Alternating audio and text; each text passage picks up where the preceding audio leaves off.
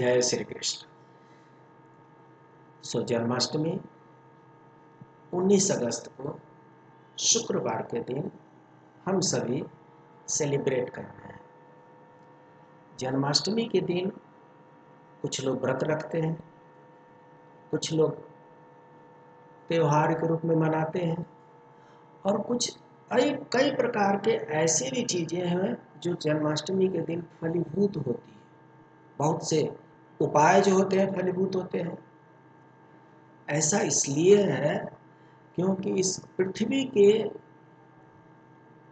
सबसे बड़े पापी कंस का नाश करने वाले भगवान विष्णु भगवान श्री कृष्ण के रूप में अवतरित होते हैं, जिनके हाथों में तो कोमल बांसुरी होती है, होठों पे मधुर मुस्कान होती है, परंतु अगर जरूरत पड़े तो सुदर्शन चक्र चलाने से भी चूकते नहीं हैं। इसका मतलब ये लीलाधार है। जहां पर काम बांसुरी से चल जाता है बांसुरी से चला लेते हैं, और जहां पे जरूरत पड़ती है चक्र की वहां पर सुदर्शन चक्र भी चला लेते हैं। तो ऐसे मायापति के अवतरण दिवस पे जो कुछ भी उपाय किए जाए वो 100 गुना 1000 गुना उसका प्रभाव बढ़ जाता है। तो अभी हम जन्माष्टमी के दिन व्रत करने से किस किस प्रकार के लाभ होते हैं उसकी जानकारी करते हैं। तो अभी निर्विवाद रूप से ये तय हो गया है कि श्री कृष्ण जन्माष्टमी 19 अगस्त शुक्रवार के दिन हम सेलिब्रेट कर रहे हैं।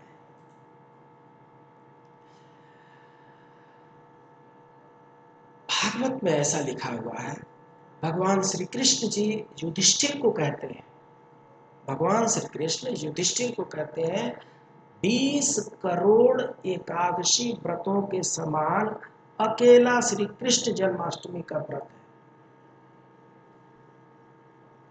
एक महीने में 2 एकादशी आती है, एक कृष्ण पक्ष की एक शुक्ल पक्ष की। 12 महीने में 24 एकादशी आती है।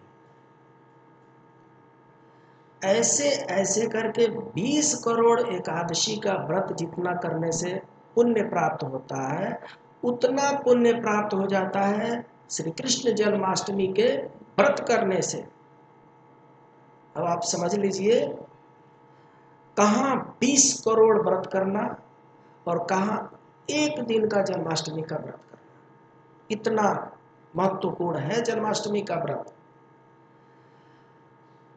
इसके बाद से धर्मराज सावित्री से कहते हैं, भारतवर्ष में ये वही धर्मराज है, सावित्री और सत्यवान वाले।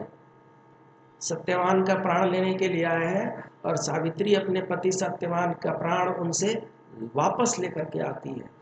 वहां पर धर्मराज कहते हैं, भारतवर्ष में रहने वाला जो प्राणी श्री कृष्ण जन्माष्टमी का व्रत करता है वह 100 जन्मों के पापों से मुक्त हो जाता है। और क्या चाहिए? पापों से अगर मुक्त हो जाए तो हम तो ऐसे ही पुण्य आत्मा बन जाएंगे।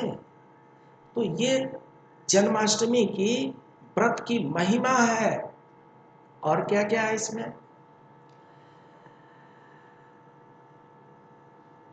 साल में 4 ऐसी रात्रियां होती हैं जो विशेष पुण्य प्रदान करने वाली बताई गई है।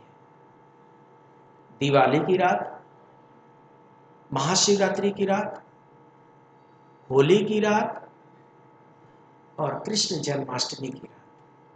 ये 4 रातें जो होती हैं, इन 4 रातों में पूजा पाठ करने का, व्रत रखने का विशेष पुण्य प्राप्त होता है। श्री कृष्ण जन्माष्टमी की रात्रि में को मोह रात्रि के नाम से भी जाना जाता है, क्योंकि ये मायापति है। इस रात में योगेश्वर श्री कृष्ण जी का ध्यान, नाम अथवा मंत्र जपते हुए जागने से संसार की मोह माया से मुक्ति मिल जाती है। जन्माष्टमी का व्रत जो है व्रतराज है। इस व्रत का अवश्य पालन करना चाहिए, ऐसा कोटि रुद्र संहिता में बताया गया है। इसके बाद जब जन्माष्टमी का हम व्रत कर रहे हैं, उपवास कर रहे हैं, तो उसकी महिमा और क्या क्या है बता रहे हैं कि इससे 7 जन्मों के ताप पाप मिट जाते हैं। जन्माष्टमी एक तो उत्सव है और दूसरा महान पर्व है और तीसरा व्रत उपवास और पावन दिन भी है। वायु पुराण में और कई ग्रंथों में जन्माष्टमी के दिन की महिमा लिखी हुई है। जन्माष्टमी की रात्रि को उत्सव से पहले जो अन्न खाता है, भोजन कर लेता है, वह नराधम है। मतलब जब तक भगवान का जन्म आप करा नहीं लेते तब तक आपको कम से कम उस दिन भोजन ग्रहण नहीं करना चाहिए। और जो कोई भी उपवास करता है, जप ध्यान करके, उत्सव मना करके फिर भोजन ग्रहण करता है, वह अपने कुल की 21 पीढ़ियों तक को तार लेता है और वह मनुष्य परमात्मा का साकार रूप होकर के निराकार तत्व पाने में सक्षमता की तरह आगे बढ़ जाता है। इसका मतलब ये कदापि नहीं कि शुगर डायबिटिक वाले या कुछ कमजोर लोगों, कुछ बीमार लोगों, कुछ बूढ़े हों, कुछ बच्चे हों, उनको बिना भोजन के ही रह जाना चाहिए। जितने लोग बच्चे हैं, कमजोर हैं, बीमार हैं, बूढ़े हैं, तो शरीर की अनुकूलता के अनुसार फल ग्रहण कर सकते हैं।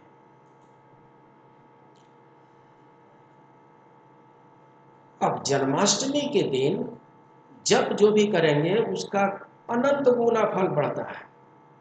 बाकी दिन जप करें और जन्माष्टमी के दिन जप करें, इससे फर्क है। जन्माष्टमी की पूरी रात जाग करके जप ध्यान का विशेष महत्व है। जिसको क्लीं कृष्णाय नमः मंत्र का और अपने गुरु मंत्र का थोड़ा जप करने को भी मिल जाता है, उसके ताप नष्ट होने में देर नहीं लगती है। भविष्य पुराण के अनुसार जन्माष्टमी का व्रत संसार में सुख शांति और प्राणी को रोग रहित जीवन देने वाला, अकाल मृत्यु टालने वाला, गर्भपात के कष्टों को बचाने वाला तथा दुर्भाग्य और कलह को दूर भगाने वाला होता है। तो इस तरीके से जन्माष्टमी का जो पर्व त्योहार है वो अनंत है।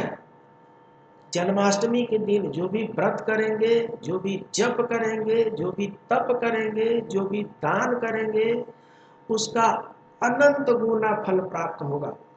इसलिए जन्माष्टमी का व्रत करें, तप करें, जप करें, उपवास करें, भगवान का अवतरण में शामिल हो और तत्पश्चात प्रसाद ग्रहण करके भगवान का आशीर्वाद लें। फिर मिलते हैं, तब तक के लिए जय श्री कृष्ण।